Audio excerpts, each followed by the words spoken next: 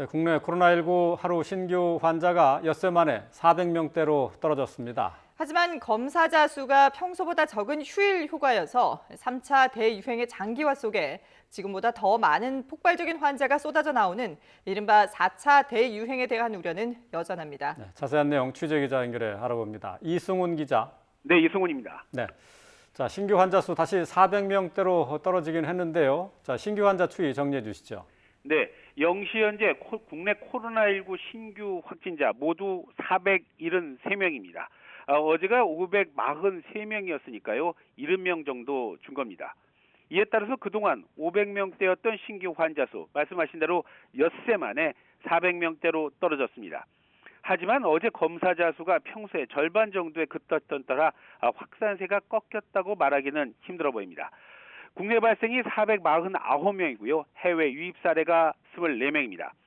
신규 환자를 지역별로 보면 서울에 149명, 경기도 108명, 인천 19명 등 수도권 환자만 270명입니다.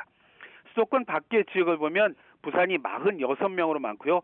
대구도 22명으로 많습니다. 또 경북 20명, 전북 16명 등입니다. 사망자는 하루새 4명이 더 나왔습니다. 다만 위중증 환자는 2명이 줄었습니다.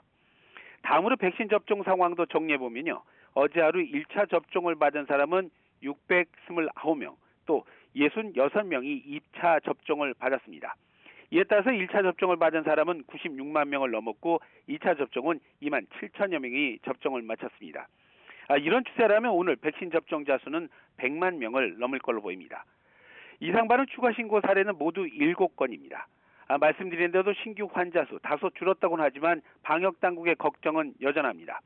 전해철 중앙재난안전대책본부 2차장도 조금 전 중대본 회의를 시작하면서 감염 확산의 모습이 이전과는 다르다고 걱정했습니다. 그러니까 유흥시설과 음식점 등 일상 공간에 동시다발적인 소규모 감염 때문에 전체 환자가 늘고 있고요.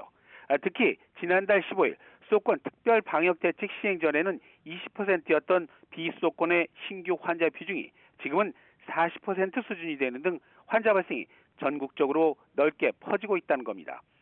이에 따라서 정부는 다중이용시설에 대한 강화된 기본 방역수칙이 적용되는 오늘부터 앞으로 2주 동안 유흥시설에 대해서 경찰과 함께 집중 단속을 하고요.